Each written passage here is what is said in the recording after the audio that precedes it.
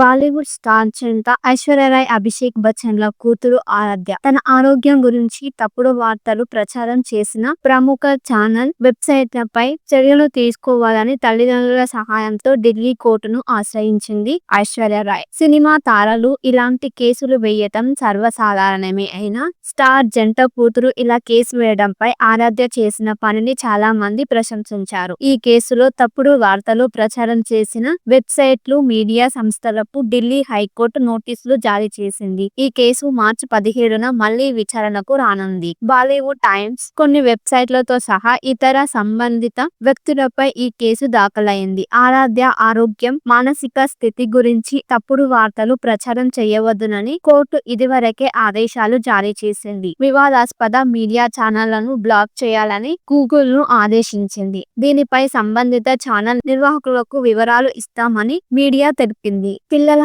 ఆరోగ్యం, మానసిక స్థితి గురించి తప్పుడు వార్తలు ప్రచారం చేయటం చట్టవిరుద్ధమని, సెలబ్రిటీలు పిల్లలైనప్పటికీ ప్రతి పిల్లవాడిని గౌరవంగా చూడాలని కోర్టు నొక్కి చెప్పింది.